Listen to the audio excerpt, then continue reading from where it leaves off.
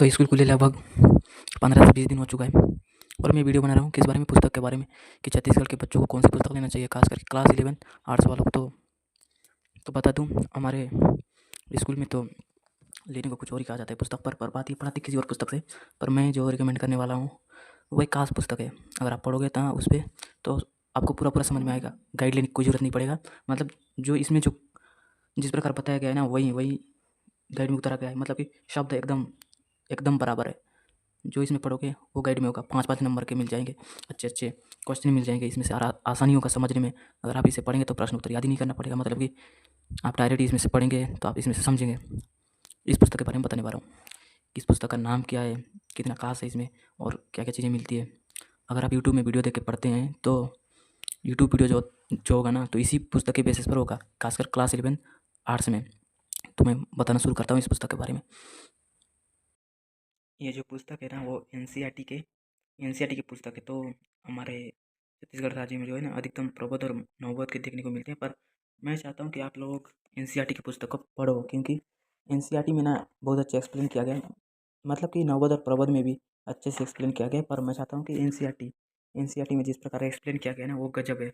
आपको डायरेक्ट प्रबोध और नवबोध के गाइड में इसी के प्रश्न के उत्तर देखने को मिल जाएंगे। इसी से लिया गया होता है। जितने भी प्रश्न के उत्तर होते हैं ना, बड़े 5 नंबर के, तो इसी से लिया गया होता है। इधर इतिहास भी है, तो इतिहास मेसोपोटामिया और उसका भूगोल। जब इतिहास पढ़ोगे ना तो यही क्वेश्चन मिलेगा।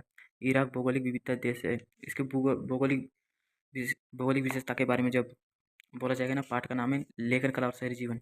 जब आप पढ़ोगे तो ये तो पहला ही दूसरा पाठ है, तो आप समझ में आ जाएगा। जब पेपर आएगा ना तो यहीं उत्तर को लिखना होता है, ठीक है। और भी बताऊँगा।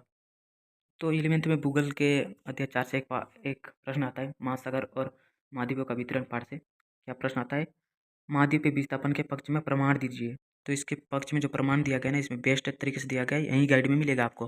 तो आपको गाइड लेने का कोई ज़रूरत नहीं पड़ेगा। आप अगर लेना चाहो तो यहीं लेना। इसमें दिया गया है महासागर के पार चट्टानी की आयु में समानता मिल जाएगा।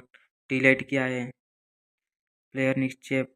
मतलब इनको ना पॉइंट के रूप में लिखना है, बस और आपका बन जाएगा बहुत अच्छे से। एनसीईआरटी का जो बुक है ना भूगोल का, वो डायग्राम के लिए भी बहुत अच्छा है। मतलब समझने में आसानी होगी। इनको देखोगे तो समझ में आ जाएगी पुस्तक आपको क्या कहना चाहता है। मतलब कि डायग्राम के हिसाब से भी बेस्ट है ये बुक, आपको लेना ही चाहिए। गजब का बुक है। तो जेमिनी क्या भी कहना है कि एनसीईआरटी का पुस्तक यूपीएससी के लिए बेस्ट है। मैं हवा में नहीं कह रहा हूँ, वीडियो दिखा दूंगा, आप लेना इस बारे में सोच कर। एनसीईआरटी की पुस्तकें यूपीएससी परीक्षा की तैयारी के लिए नींव का पत्थर मानी जाती हैं। ये किताबें बुनियादी अवधारणाओं को बहुत सरल और स्पष्ट भाषा में समझाती हैं, जिससे आगे के जटिल विषयों को समझना आसान हो जाता है।